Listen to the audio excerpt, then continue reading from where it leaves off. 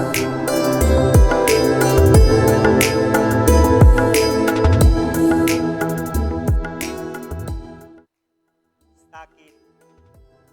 Group of college के online classes में आप सबका हार्दिक स्वागत है। मैं संतोष कुमार मिश्रा, सहायक प्राध्यापक, प्राचीन इतिहास विभाग, आज आपको सामाजिक जीवन की तरफ ले चलते हैं और सामाजिक जीवन में आपको संस्कारों के विषय में बताते हैं कि हमारे हिंदू समाज में संस्कारों का संयोजित विधान प्राचीन काल से रहा है। उन संस्कारों की संख्या के बारे में, उन संस्कारों के महत्व के बारे में आज हम जानकारी देंगे। संस्कार शब्द का शाब्दिक अर्थ है शुद्धिकरण। संस्कारों का उद्देश्य है पूर्व जन्म के बुरे प्रभावों का धीरे धीरे अंत हो जाना और अच्छे प्रभावों की उन्नति का होना। संस्कार शब्द संस्कृत की समपूर्वक क्री धातु के धय प्रत्यय से निष्पन्न है, जिसका अर्थ है परिष्करण, संशुद्धि, संस्करण तथा शुचिता आदि। यजुर्वेद में केवल यज्ञ का उल्लेख प्राप्त होता है। अथर्ववेद में गर्भाधान, मुंडन संस्कार, गोदान, विवाह एवं अंत्येष्टि संस्कारों का उल्लेख प्राप्त होता है। संस्कारों का जो निश्चित विधान, उसकी संख्या जो 16 बताई गई, वह 16 संख्या स्वामी दयानंद सरस्वती की पुस्तक संस्कार माला में, संस्कार विधि में 16 संस्कारों का उल्लेख प्राप्त होता है। इन 16 संस्कारों का क्रम आपके सामने गर्भाधान संस्कार, पुंसवन संस्कार, सीमंतोन्नयन संस्कार, जातकर्म संस्कार, नामकरण, निष्क्रमण संस्कार, अन्नप्राशन संस्कार, चूड़ाकर्म संस्कार, कर्णवेद संस्कार, विद्यारंभ संस्कार, उपनयन संस्कार, वेदारंभ संस्कार, केशांत संस्कार, समावर्तन संस्कार, विवाह संस्कार एवं अंत्येष्टि संस्कार। तो सबसे पहला गर्भाधान संस्कार आता है। जिस कर्म के द्वारा पुरुष अपना शुक्र स्त्री को धारण कराता है, वह गर्भाधान संस्कार कहलाता है।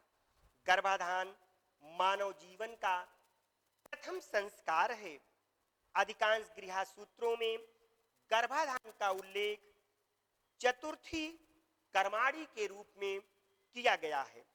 गर्भाधान के लिए विष्णु धर्म सूत्र, मनुस्मृति एवं याज्ञवल्क्य की स्मृति में इसका उल्लेख प्राप्त होता है। इसमें बताया गया कि गर्भाधान संस्कार अगर ना किया जाए तो वह भ्रूण हत्या के समान होता है। स्मृत चंद्रिका के अनुसार प्रथम गर्भाधान के होने पर इस संस्कार का प्रतिपादन गृहाग्नि में होम द्वारा होना चाहिए। बताते हैं इसके बाद दूसरा संस्कार जो आता है वह संस्कार है पुंसवन संस्कार। पुंसवन संस्कार के बारे में बताया गया कि जन्म के तीसरे माह यह संस्कार किया जाता है। इस संस्कार को करने का विधान यह है, इस संस्कार में स्त्री को अच्छे एवं स्वादिष्ट भोजन को कराया जाता है ताकि जो गर्भ में बालक है वह सुंदर एवं स्वस्थ बने और वह पुत्र हो। पुत्र की कामना से यह पुंसवन संस्कार कराया जाता है। अनेक गृह सूत्रों में इसके कराने का अलग अलग समय बताया गया है। आश्वलायन गृह सूत्र, गौतम गृह सूत्र में इस संस्कार को करने के लिए चौथे और पांचवें माह को बताया गया। तीसरा संस्कार है सीमंतोन्नयन संस्कार। सीमंतोन्नयन संस्कार के विषय में बताया गया कि जब बालक गर्भ में आए, गर्भ धारण करने के तीसरे माह या चौथे माह इस संस्कार को करना चाहिए। इस संस्कार को करते समय गर्भिणी के केशों को ऊपर उठाया जाता है। जब गर्भिणी के केशों को ऊपर उठाया जाता है, मंत्रोच्चारण से इस संस्कार को किया जाता है ताकि जो दुष्ट आत्माएं हैं वह दुष्ट आत्माएं बालक के ऊपर किसी प्रकार का कोई भी प्रभाव, अनिष्टकारी प्रभाव न ला सकें, जिसके कारण से यह संस्कार किया जाता है। यह जो गर्भाधान संस्कार, पुंसवन संस्कार, सीमंतोन्नयन संस्कार, यह तीन संस्कार बालक के जन्म लेने के पहले किया जाता है। अब बालक के जन्म लेने के बाद जो संस्कार किया जाता है वह है सबसे पहला जात कर्म संस्कार।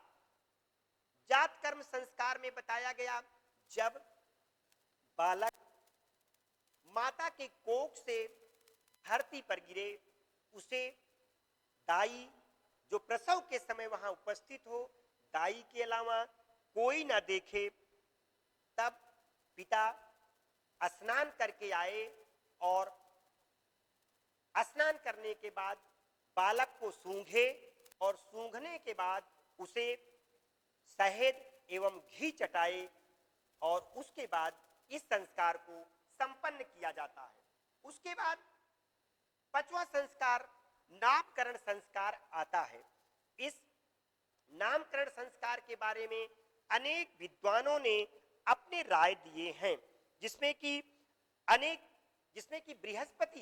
बृहस्पति ने जन्म के 12वें दिन, शुक्र ने 13वें दिन, 16वें दिन नामकरण संस्कार के बारे में बताया है। विष्णु पुराण के अनुसार जन्म के 10वें दिन नामकरण संस्कार करना चाहिए। हालांकि नामकरण संस्कार का जो उचित दिन बताया गया वह 12वां दिन बताया गया, और आज भी जब 12वां दिन होता है तब नामकरण संस्कार किया जाता है। इसके बाद छठवां संस्कार है निष्क्रमण संस्कार।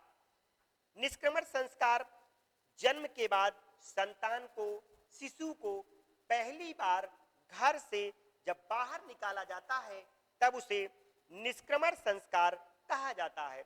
यह संस्कार बालक के जन्म लेने के चौथे महीने, छठवें महीने किया जाता है।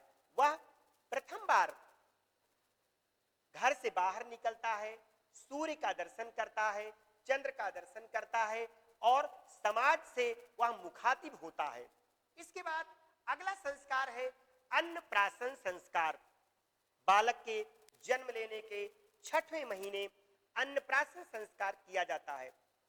जब बालक थोड़ा बड़ा होता है तो माता का जो दूध होता है, माता का दूध उसका भरण पोषण नहीं कर पाता है, जिसके चलते आगे आने वाले समय में अन्नप्राशन संस्कार किया जाता है।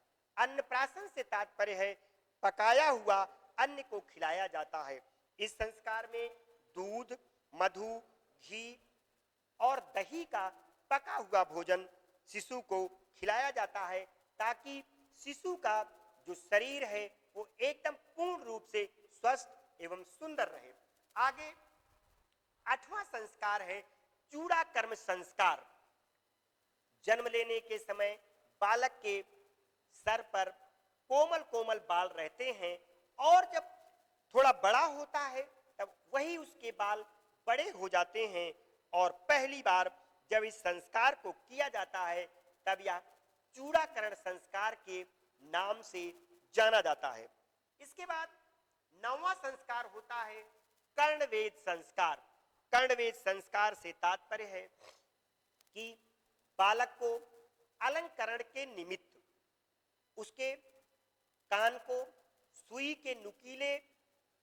से नुकीला सुराख किया जाता है और उसमें अलंकरण पहनाया जाता है, आभूषण पहनाया जाता है। इससे बालक स्वस्थ रहता है और अच्छे विचारधारा को उसके मन में प्रगति होती है। इसके बाद 10वां संस्कार आता है। 10वां संस्कार विद्यारंभ संस्कार है। यह संस्कार बालक की आयु के 5वें वर्ष में संपन्न होता था। शुभ मुहूर्त में बालक को स्नान कराकर उसे नवीन तथा पवित्र वस्त्र धारण कराकर अक्षर ज्ञान कराया जाता था। गुरु के पास उसे अक्षर ज्ञान कराते थे। पट्टी पर ओम लिखा जाता था, लक्ष्मी लिखा जाता था, सरस्वती का पूजन किया जाता था। सरस्वती का पूजन करने के बाद बालक जो है वह विद्यारंभ संस्कार को प्रारंभ करता था। उसके बाद 11वां संस्कार और 11वां संस्कार उपनयन संस्कार होता है। उपनयन संस्कार, उपनयन से तात्पर्य है गुरु के निकट जाना। वह गुरु के निकट जाता था और वेदों में कहा गया, ग्रंथों में कहा गया कि जन्मना जायते शूद्र संस्कारे द्विज उच्चते। जन्म से प्रत्येक व्यक्ति अज्ञानी होता है और वह संस्कारों के द्वारा द्विज अर्थात उच्च पद को प्राप्त करता है। गुरु के समीप वह जाता था और उसे जनेऊ पहनाया जाता था, उसका उपनयन संस्कार किया जाता था। अब तीनों वर्णों के लिए, ब्राह्मण के लिए, क्षत्रिय के लिए, वैश्य के लिए, तीनों वर्णों के लिए अलग अलग मेखला का विधान किया गया है। ब्राह्मण बटु को मंजू मेखला पहनाई जाती थी, क्षत्रिय को धनुष की डोरी तथा वैश्य को ऊन का धागा पहनाया जाता था। इसके बाद 12वां संस्कार है वेदारंभ संस्कार। वेदारंभ संस्कार में वेदों का अध्ययन कराया जाता था। उसे चारों वेदों का अध्ययन कराया जाता था। उपनयन के पश्चात शिष्य को वेदारंभ का अध्ययन कराने के पहले ओम का उच्चारण कराया जाता था। इसके बाद समावर्तन संस्कार, समावर्तन संस्कार है। समावर्तन संस्कार और समावर्तन संस्कार में शिक्षा समाप्ति के बाद ब्रह्मचारी अपने गृह को जाता था और गृह को जाने के बाद उसका विधिवत समावर्तन संस्कार किया जाता था। फिर केशांत संस्कार, इसमें विद्यार्थी के 16वें वर्ष में यह संस्कार किया जाता था, जब विद्यार्थी के दाढ़ी और मूछ का पहली बार क्षौर कर्म किया जाता था। मनु के अनुसार गर्भ के 16वें वर्ष में ब्राह्मण का, 20वें वर्ष में क्षत्रिय का और 24वें वर्ष में वैश्य का क्षौर कर्म करना चाहिए। यह संस्कार विवाह के पूर्व संपन्न किया जाता था। 15वां संस्कार है विवाह संस्कार। विवाह संस्कार को सबसे महत्व स्थान प्रदान किया गया है, क्योंकि जो 4 आश्रम बताए गए हैं, ब्रह्मचर्य आश्रम, गृहस्थ आश्रम, वानप्रस्थ आश्रम और संन्यास आश्रम, उसमें गृहस्थ आश्रम का सबसे महत्वपूर्ण स्थान है। और गृहस्थ आश्रम में प्रवेश बालक तभी करता है जब उसका विवाह होता है।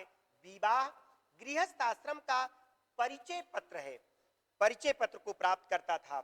इसमें मनुष्य विवाह के द्वारा कन्या को अपने घर ले आता था और उसको विधिवत अपनी पत्नी के रूप में स्वीकार करता था। इसमें कन्यादान, विवाह होम, पाणी ग्रहण, हृदय स्पर्श, सप्तपदी, अस्मारोहण, सूर्यावलोकन, ध्रुव दर्शन, त्रिरातबत तथा चतुर्थी कर्म आदि संपादित किए जाते थे। विवाह का मूल उद्देश्य गृहस्थ धर्म में प्रवेश कर संतानोत्पत्ति करना तथा देवताओं के लिए यज्ञ करना, अपने पितरों के लिए अच्छे कार्यों को करना, वंश की वृद्धि करना, यह विवाह संस्कार के नियमों को बताया गया। जीवन का अंतिम संस्कार है अंत्येष्टि संस्कार। मानव की, मनुष्य की मृत्यु के बाद अंतिम संस्कार किया जाता था, वह अंतिम संस्कार अंत्येष्टि संस्कार के नाम से जाना जाता है। इसे शव के साथ 3 प्रकार की क्रिया को किया जाता है। जैसे शव को जलाया जाता है, शव को दफनाया जाता है और शव को जल में विसर्जित कर दिया जाता है। यह 3 प्रकार का क्रिया बताया जाता है। नदी या तालाब में स्नान करके सब लोग लौटते हैं। कुछ समय के बाद मृतक के संबंधी अशौच में 13 दिन व्यतीत करते हैं। इस काल में मृतात्मा के जलदान के साथ श्राद्ध कर्म, शुद्धिकरण का विधान है। पिंडदान, श्राद्धकार और ब्राह्मण भोजन के बाद मृतक का परिवार शुद्ध होता है। ये हमने आपको 16 संस्कारों के विषय में बताया। अब उसी क्रम में आगे बढ़ते हैं और आज हम आपको विवाह, जो मानव जीवन का एक महत्वपूर्ण अंग है, बिना विवाह के मनुष्य अधूरा माना जाता है। ऐतरेय ब्राह्मण नामक ग्रंथ में पत्नी को अर्धांगिनी कहा गया है। तो विवाह का विषय में आज हम आपको बताएंगे विवाह के प्रकार के बारे में, कि विवाह के कितने प्रकार हैं और कितने प्रकार मान्य विवाह हैं और कितने प्रकार मान्यता प्राप्त के विवाह हैं। हिंदू शास्त्र, धर्मशास्त्रों ने विवाह को एक धार्मिक संस्कार माना है, जिसमें धर्म का स्थान प्रधान है। सामाजिकता और वैधानिकता का क्रम, इसलिए हिंदू समाज में विवाह मात्र शारीरिक संबंध का प्रयोजन न बनकर संतानोत्पत्ति का धर्मगत आधार बना। यज्ञ, होम, मंत्र पाठ, देवताओं का आवाहन तथा वेद मंत्रों के साथ वैवाहिक क्रिया संपन्न करना हिंदू विवाह संस्कार के प्रमुख अंग माने गए। मनुस्मृति में विवाह के 3 उद्देश्य बताए गए हैं। धर्म संपत्ति अर्थात धार्मिक कृत्य करना, प्रजा अर्थात संतानोत्पत्ति करना, रति अर्थात काम सुख की प्राप्ति करना। यह विवाह के 3 उद्देश्य बताए गए हैं। ऐतरेय ब्राह्मण, शतपथ ब्राह्मण में पत्नी को अर्धांगिनी कहा गया है। समाज में बालक बालिकाओं के सामाजिक एवं व्यक्तित्व निर्माण एवं यथोचित विकास के लिए विवाह संस्था का उल्लेखनीय स्थान है। कौटिल्य के अर्थशास्त्र, मनुस्मृति,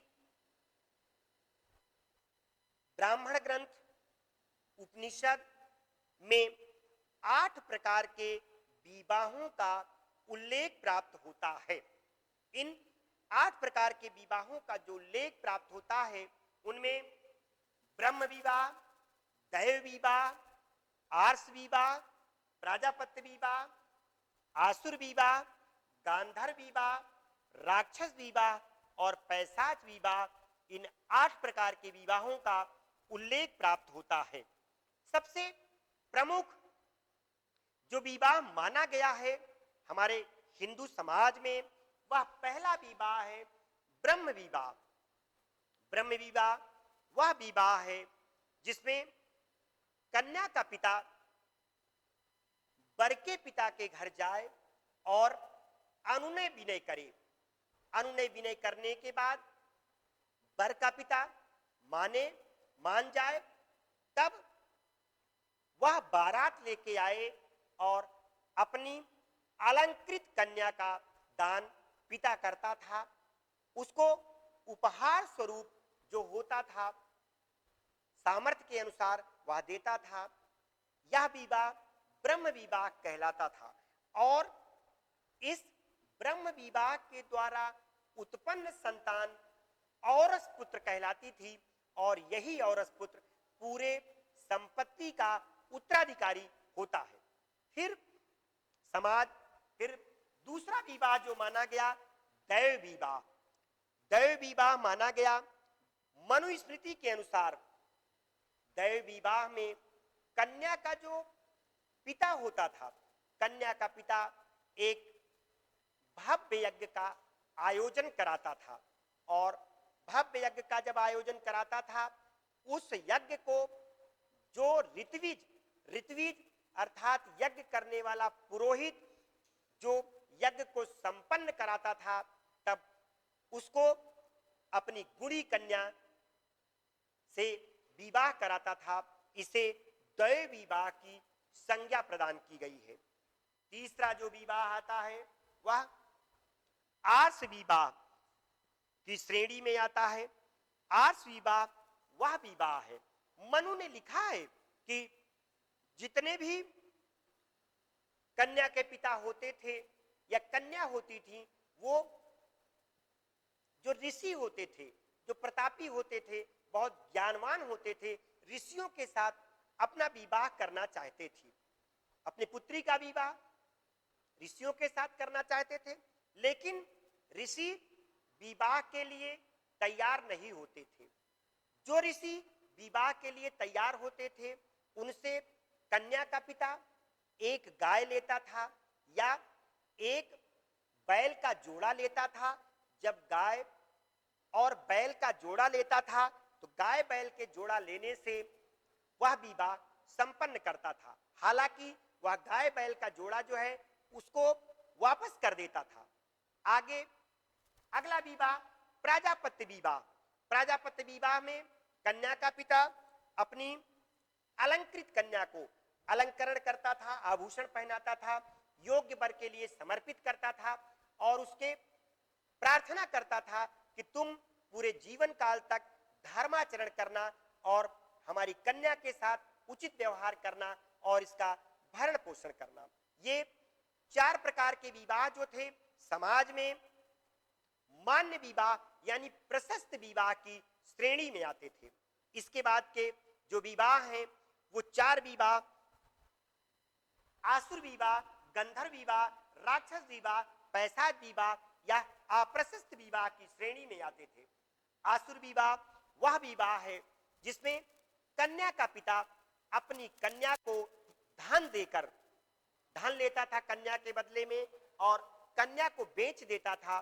बेचने के बाद जो उसको खरीदता था, खरीदने के बाद जो विवाह संपन्न करता था वह आसुर विवाह कहलाता था। गांधर्व विवाह वह विवाह है जिसमें कन्या और पुरुष एक दूसरे के प्रति आसक्त हो जाते थे, कामुकतावश जो विवाह करते थे। प्रेम विवाह जो होता था वह गांधर्व विवाह कहलाता था। गांधर्व विवाह जैसे राजा दुष्यंत और शकुंतला का विवाह हुआ था, वह गांधर्व विवाह के अंतर्गत आता है। 7वां विवाह राक्षस विवाह है। राक्षस विवाह वह विवाह कहलाता था जो कि कन्या का अपहरण कर लिया जाए, कन्या के गृह द्वार को तोड़ दिया जाए, रोती बिलखती कन्या का अपहरण करें और उसके भाई और पिता को मारे पीटे, जबरदस्ती कन्या को ले आए और अपनी कन्या के साथ विवाह करें। जैसे भीष्म पितामह ने काशी नरेश को पराजित किया और काशी नरेश की तीनों पुत्री अंबा, अंबिका और अंबालिका को ले आए और अपने भाई विचित्रवीर और वीरांगन के साथ विवाह कराया। अंतिम और निंदित विवाह पैशाच विवाह माना गया। पैशाच विवाह वह विवाह है जो निकृष्ट श्रेणी में आता है। बहुत से ऋषियों ने उसको अपने ग्रंथों में स्थान नहीं दिया। या पैशाच विवाह वह विवाह है जिसमें कन्या को बेहोश कर दिया जाए, कन्या को मदिरा पिला दिया जाए, कन्या मदांध है, जबरदस्ती रास्ते में चली जा रही है, उसको पकड़ लिया जाए, पकड़ने के बाद जबरदस्ती उसके साथ विवाह किया जाए, उस विवाह को पैशाच विवाह की श्रेणी में आता है। तो आज हमने आपको 8 प्रकार के विवाह के बारे में बताया। अब हम आगे बढ़ते हैं और कृषि के बारे में बताते हैं कि वैदिक काल में किस प्रकार से कृषि की जाती थी। तो हमारे भारतीय समाज में हमारा भारत देश कृषि प्रधान देश है। पाषाण काल से, पूर्व पाषाण काल से कृषि का विकास हुआ। पहले कंदमूल फल पे लोग आश्रित रहते थे, उसके बाद पाषाण काल आया, धीरे धीरे कृषि का विकास हुआ, सैंधव सभ्यता, और सैंधव सभ्यता में कृषि प्रारंभ हो गई। सैंधव सभ्यता में जौ के साक्ष्य मिले हैं, चावल के साक्ष्य मिले हैं। अब आगे बढ़ते हैं और वैदिक काल, वैदिक काल का जो समय माना गया वो 1500 से 1000 ईसा पूर्व माना गया। C.R. दास जो कि एक बड़े इतिहासकार हैं, उन्होंने ऋग्वैदिक काल को एक कृषि प्रधान सभ्यता के रूप में माना है। ऋग्वेद में कृषि शब्द का उल्लेख बार बार आया है। ऋग्वेद के 10वें मंडल में कृषि शब्द का उल्लेख हुआ है और यहां तक उल्लेख हुआ है कि जंगलों को साफ किया जाए और जंगलों को साफ करके खेती की जाए। उर्वरक भूमि का उल्लेख है और 2 प्रकार की सिंचाई व्यवस्था का उल्लेख प्राप्त होता है। एक प्रकार की सिंचाई व्यवस्था वह है जो स्वयं सिंचाई होती है, जिससे जैसे तालाब है, नदी है, समुद्र है, और एक प्रकार की सिंचाई वह होती थी जिसमें खुदाई करके पानी को निकाला जाता था, जैसे कुएं के द्वारा पानी को निकाला जाता था। नहर का उल्लेख आया है। इंद्र को जल का देवता माना गया है। जंगल साफ करने और कृषि के उल्लेख का उल्लेख है। अवेस्ता में भी हल तथा बैलों की सहायता से खेती किए जाने का विवरण प्राप्त होता है। कृषि हल बैल से होती थी। प्रारंभिक काल में कृषि जो होती थी वह कुदाल से होती थी। बाद में हल का उल्लेख प्राप्त हुआ और हल से कृषि होने लगी। हल चलाकर अनाज बोया जाता था।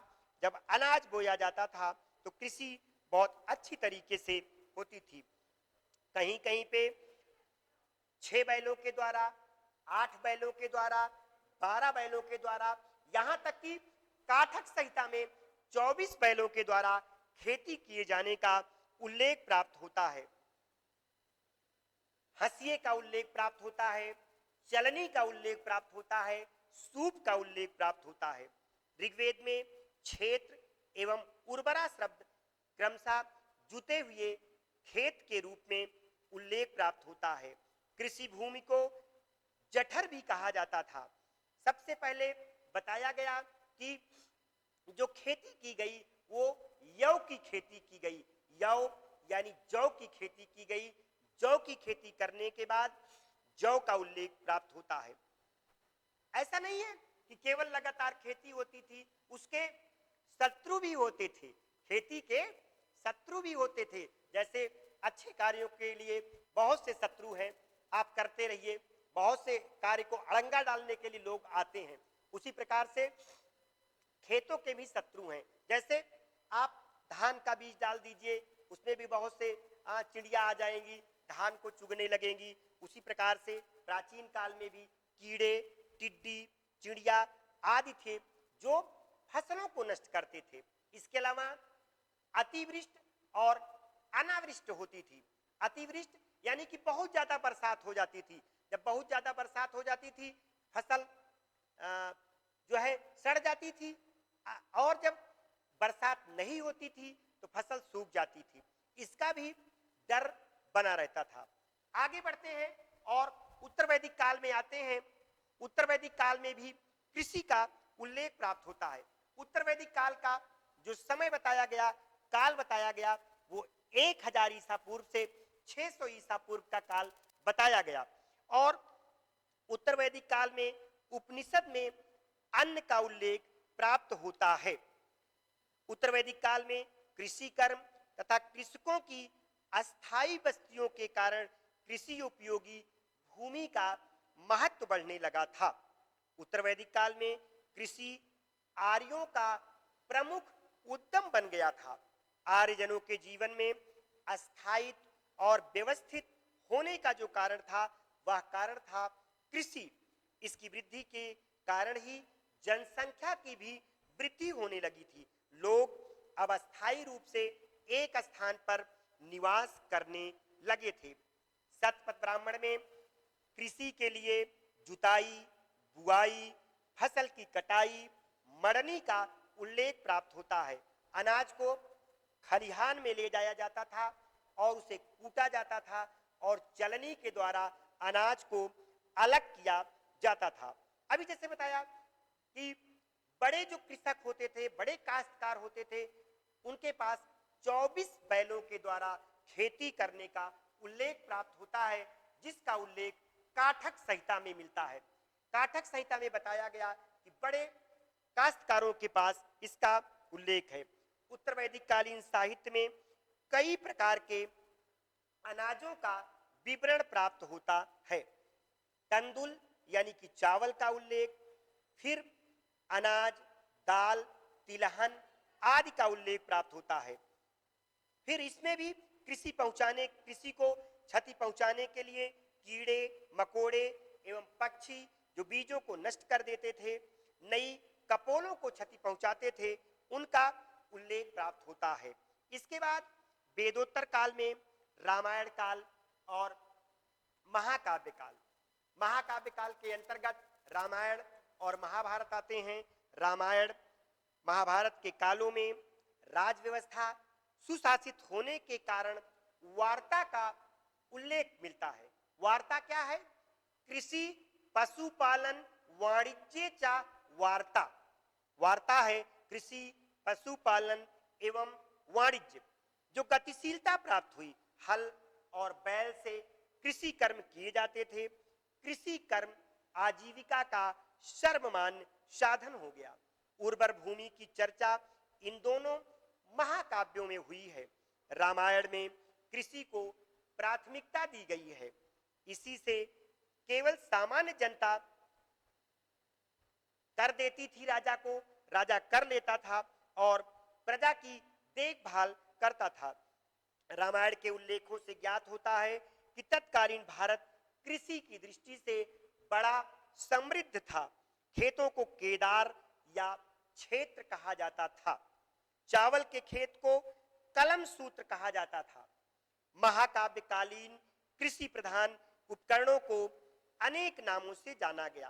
प्रमुख फसलों में गेहूं, जौ, साल आदि का उल्लेख प्राप्त होता है। वैदिक काल में कृषि की उन्नति होती रही। आगे चल के मौर्य काल में, गुप्त काल में भी कृषि की उन्नति होती रही। कृषि प्रधान देश बनता रहा।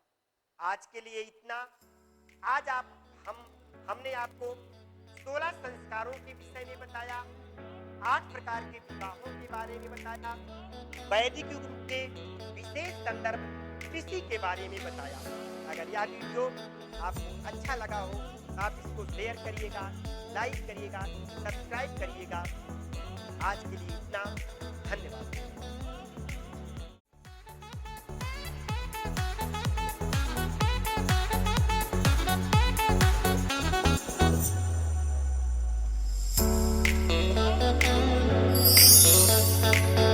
चैनल को सब्सक्राइब करें और बेल आइकन को प्रेस करें ताकि आपको मिले सभी नोटिफिकेशंस।